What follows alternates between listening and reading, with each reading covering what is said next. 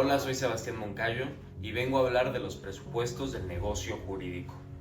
En clase vimos que los presupuestos del negocio jurídico han tenido bastantes nombres a lo largo de la historia, ya sean presupuestos de eficacia, presupuestos de validez, pero sin duda tenemos que entenderlos como aquellas situaciones previas, aquellos precedentes de ahí presupuesto, el negocio jurídico, que son necesarios para que se conduzca a algo, ¿no? Si bien es bastante lógica la definición, tenemos que aterrizar un poco el concepto al ámbito jurídico. En clase vimos distintas definiciones de lo que son los presupuestos del negocio jurídico.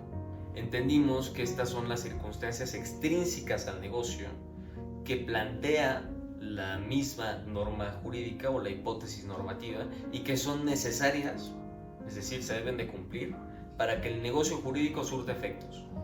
Y entendimos que existen tres variables: según afecten al sujeto del negocio, según afecten al objeto o también la situación del sujeto respecto al objeto del negocio jurídico. Dentro de estas categorías, si afectan al sujeto, estaríamos hablando de una capacidad. Si bien afectan al objeto, estaríamos hablando de una idoneidad en el objeto. Pero si afectan la vinculación específica que tiene el sujeto con el objeto de la relación jurídica, entonces aquí estamos hablando de la legitimación sustancial, que es un tema que no se toca mucho, pero que es muy importante. La legitimación sustancial tiene su origen en el derecho procesal, pero su regulación ha avanzado bastante hasta llegar a lo que conocemos hoy en el derecho civil. En el derecho procesal se conocía como esta capacidad de acción que tenía una persona para accionar los órganos del Estado y conseguir justicia. No obstante, la legitimación procesal tiene dos aspectos, ya sea ad causam o ad processum. Ad causam se trata más que nada de una legitimación que te permite tener la razón. Si se tiene la razón, se tiene la legitimación ad causam. Pero si estamos hablando de una legitimación ad processum, aquí es la que nos interesa para desarrollar el tema de la legitimación sustancial. La legitimación ad processum es el antecedente directo que nos importa al estudiar la legitimación sustancial. Podemos definir a la legitimación ad processum como aquella aptitud que tiene la persona para ser partícipe en un proceso, ya sea por derecho propio o en representación ajena. Trasladando la materia un poco de lo procesal a lo civil, Carneluti menciona que la legitimación son los elementos subjetivos que tienen todos los negocios jurídicos. Carneluti también hace mención que la legitimación es la idoneidad que tiene la gente para producir con su acto efectos jurídicos en razón de la posición que éste tiene con la específica controversia que se está tratando. Cabe mencionar que la legitimación ha tenido un vasto desarrollo a lo largo de los años, empezando con la diferenciación que tiene la legitimación con la capacidad. La capacidad se puede entender como un atributo de la misma personalidad, mientras que la legitimación es la posición específica que tiene una persona que la habilita para celebrar determinados actos jurídicos y que estos surtan efectos. Podemos entender a la capacidad como aquello que permite celebrar la generalidad de actos jurídicos, mientras que la legitimación ataca al acto jurídico en concreto, es decir, permite celebrar determinados actos jurídicos, en razón de que ya existe una capacidad. En clase vimos que la capacidad es una cualidad intrínseca al sujeto, mientras que la legitimación es un presupuesto tanto objetivo como subjetivo, la específica relación que guarda el sujeto con el objeto. Esta relación es muy importante porque hay que entender dos cosas. Primero, que el actor va a estar en una relación con el objeto del negocio jurídico y que esa relación va a desplegar sus efectos. ¿En dónde los va a desplegar? Y esto es lo importante, en la esfera jurídica del actor, por regla general. ¿Qué es la esfera jurídica? Se puede definir como la totalidad de las relaciones que tiene una persona en el ámbito jurídico, o bien su actividad jurídica. Y esta producción de efectos en la esfera jurídica propia es bastante importante para la legitimación. Incluso hay un principio, el principio de coincidencia. Este principio dispone que una persona solo puede afectar su propia esfera jurídica. Si lo va a hacer un tercero, requiere de su autorización. Pero así como afecta la esfera jurídica de un individuo para con los demás, también él no puede incidir en la esfera jurídica ajena. Entonces podemos entender que hay dos cosas que señala este principio. Primero, limitaciones con la esfera jurídica propia, y segundo, la actuación con la esfera jurídica ajena. La legitimación tiene distintas figuras afines. Una de ellas es su parecido con la capacidad. Hay que recordar que la capacidad puede ser de goce o de ejercicio. La capacidad de goce permite soportar los efectos de un género de negocios jurídicos.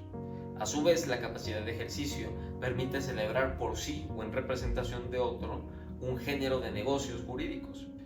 Pero la legitimación permite celebrar un determinado negocio jurídico y que éste tenga efectos por la posición específica que guarda el sujeto de la acción o el sujeto del negocio con el objeto del negocio.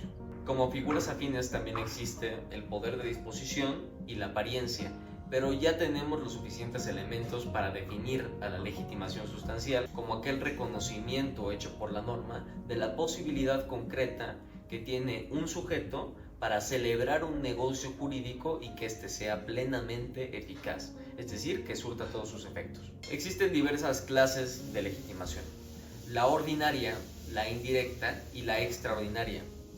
La ordinaria es la más común de todas, es la que por regla general sucede. Se puede definir como la legitimación que tiene una persona para celebrar un determinado negocio jurídico y que tenga eficacia en la esfera jurídica propia. Este tipo de legitimación tiene diversas limitaciones y prohibiciones. Comenzaremos con la que afecta a la recepción de derechos. La prohibición que tienen los tutores para comprar o arrendar para sí los bienes de su pupilo. La prohibición que establece el artículo 27 constitucional respecto a la adquisición de bienes en zona restringida para aquellos que son extranjeros. Las llamadas incapacidades para heredar. La prohibición del albacea para comprar, arrendar o contratar para sí de forma alguna por remisión a la tutela. Para los representantes que tienen en su poder de cuidado o de administración un bien, las disposiciones que impiden que estos puedan adquirirlos por compraventa. Y la prohibición de las sociedades anónimas que tienen para adquirir sus propios bienes. Ahora nos enfocamos en las limitaciones que se tiene para la disposición de derechos.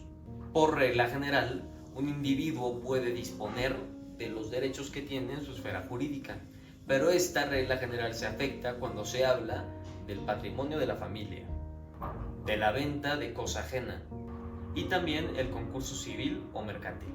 Ahora bien, ante los obstáculos que tiene la legitimación, existe una figura que se llama la formalidad habilitante. Esta formalidad habilitante no es más que un requisito que la ley exige para remover un obstáculo de legitimación y que así pueda surtir plenos efectos el negocio jurídico. Esta formalidad habilitante se puede dar por la autorización judicial o por el consentimiento de otras personas.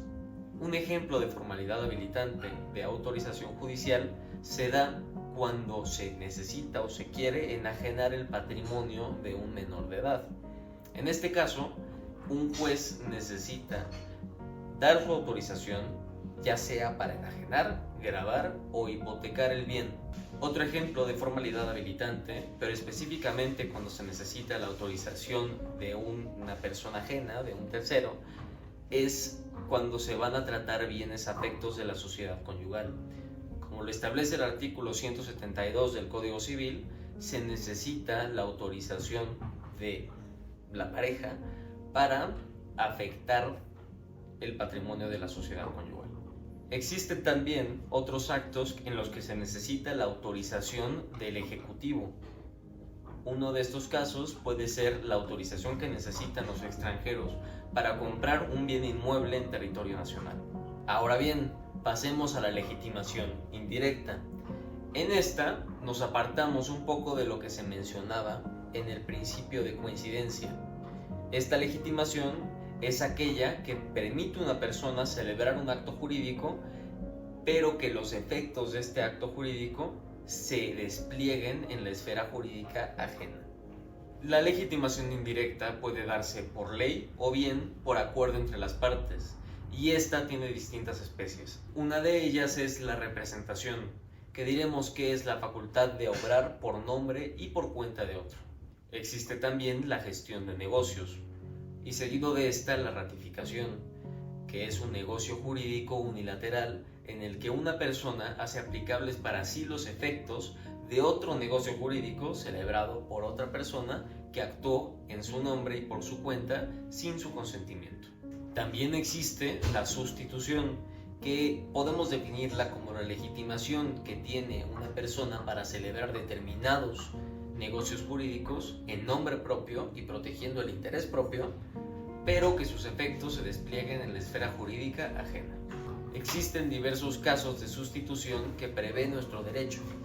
Uno de ellos es la acción oblicua, ya sea tanto en materia de herencia o bien en prescripción.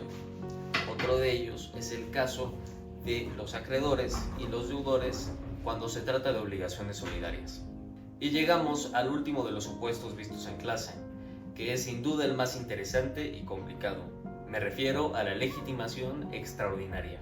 La legitimación extraordinaria se puede definir como la legitimación que permite a una persona celebrar un acto jurídico en nombre propio cuando se trate de una apariencia de titularidad o en nombre ajeno cuando se trate de una representación aparente, y que este negocio jurídico produzca sus efectos en la esfera jurídica ajena, no obstante de su antijuridicidad.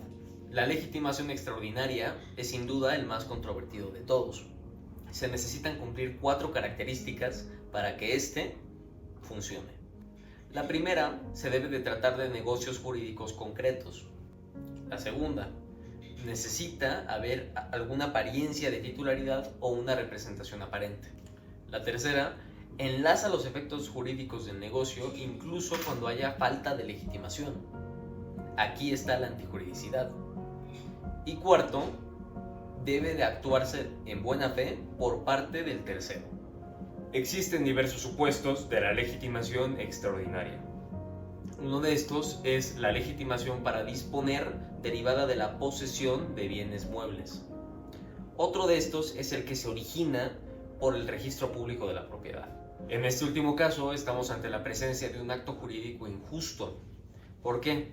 Porque nos estamos refiriendo a que un tercero que adquiere la propiedad y la registra ante el registro público de la propiedad está sobre aquel que le corresponde legítimamente el derecho que acaba de inscribir. Es decir, se está provocando una injusticia gravísima porque nuestro sistema o nuestro ordenamiento jurídico privilegia la certeza a el perjuicio que tiene el titular real del derecho. Este es el verdadero fundamento que permite que la legitimación extraordinaria exista. Pero existen demás casos, como en materia cambiaria, el heredero aparente y la representación aparente. Y con esto acabamos todo lo que vimos en el curso de los presupuestos del negocio jurídico y la legitimación. Cabe destacar que como presupuestos del negocio jurídico nos faltó ver la idoneidad del objeto del negocio jurídico. Pero en esto nos centramos en el curso y por eso dejamos así este video. Muchas gracias.